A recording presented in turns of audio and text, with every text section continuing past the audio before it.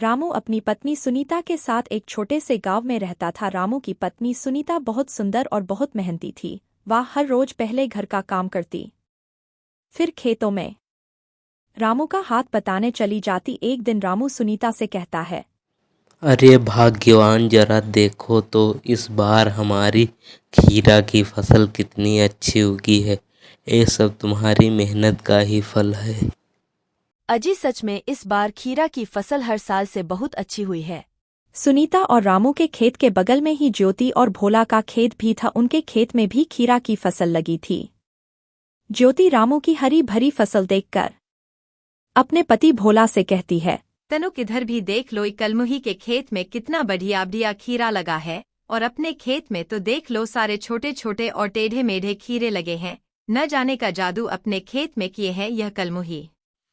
तुम सही कह रही हो हमारी रानी, जितनी बढ़िया हुआ सुनीता है उतनी ही बढ़िया होकर खीरा भी है। क्या बोला तुमने, एक बार फिर से बोलो।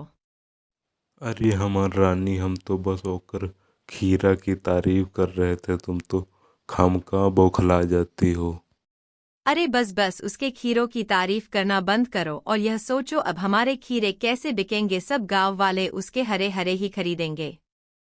फिर भोला अपनी टोकरी में खीरे भरकर गांव में बेचने के लिए जाता है। वहीं दूसरी ओर रामू भी खीरे बेचने के लिए गांव में जाता है। रामू के खीरे बहुत ही अच्छे थे और दाम भी कम था, इसलिए रामू के सारे खीरे बिक जाते हैं। वहीं दूसरी ओर रामू के खीरे उतने अच्छे भी नहीं थे और दाम भी कुछ ज्यादा लगाया था, इसलिए उसके एक भी खीरे नहीं बिकते हैं और वह सारे खीरे वापस लेकर घर लौट आता है, जिसे देखकर ज्योति बोलती है, अरे सारे के सारे खीरे वापस घर क्यों लौटा लाए?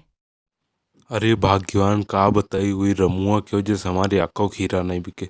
हमका बहुत गुस्सा आ रही है उनके ऊपर। ऐसा ही रहा तो हमारे खाने के लाले लग जाएंगे। अगले दिन भोला और ज्योति रामू के खेत गए और भोला रामू से बोला, रामू भैया राम राम। राम राम भोला भाई, आज आप लोग इधर कहाँ आ गए? कोई काम है क्या? अरे कोई खास बात नहीं, बस यूं ही। अच्छा तो यह बता दो, तुम्हारे खेत में इतने बढ़िया बड़े बड़े खीरे कैसे निकल रहे हैं? अरे बहन, एक कोई जादू वादू नहीं है, बस भगवान की दया और हमारी मेहनत का फल है। तुम्हारे कहने का क्या मतलब है? हम लोग मेहनत नहीं करते हैं। अरे बहन, मेरा मतलब ये नहीं है, लेकिन आप जो इतनी ज्यादा मात्रा में यूरिया का प्रयोग करती हो वह भी सही नहीं है। अच्छा ठीक, अब हम लोग चलते हैं। इतना कहकर ज्योति और भोला वहां से चले जाते हैं। तुमने देखा वह दोनों कितना चपड़ चपड़ बोल रहे थे। हाँ, वही दोनों कुछ ज्यादा ही बोल रहे थे।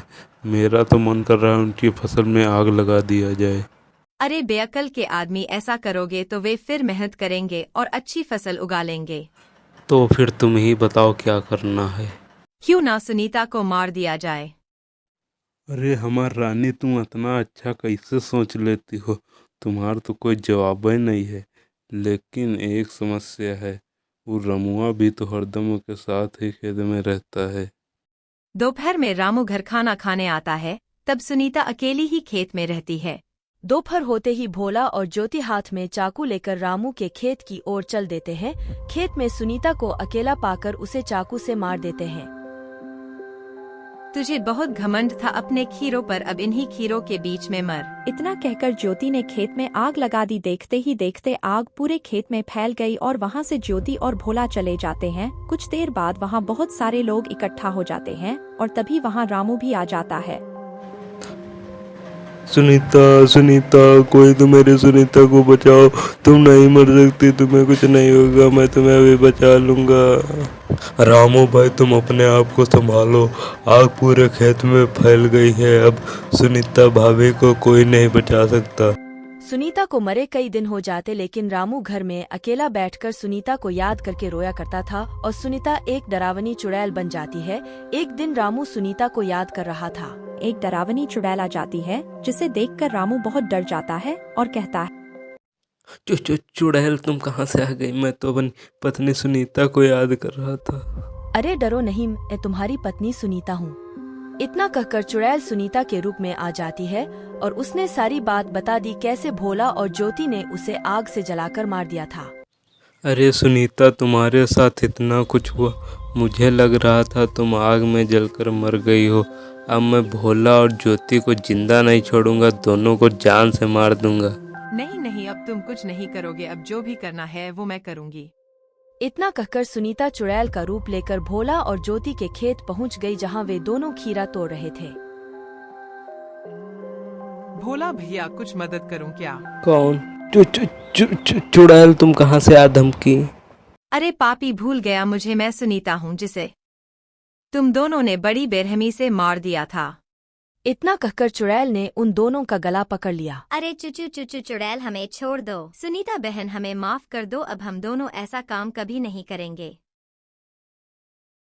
ज्योति और भोला चुड़ैल के सामने गिड़गिड़ाते रहे, लेकिन उसने उनकी एक न सुनी और उन दोनों को जान से मार दिया। फिर खेत में आग लगा दी। अब सुनीता की आत्मा को शांति मिल गई।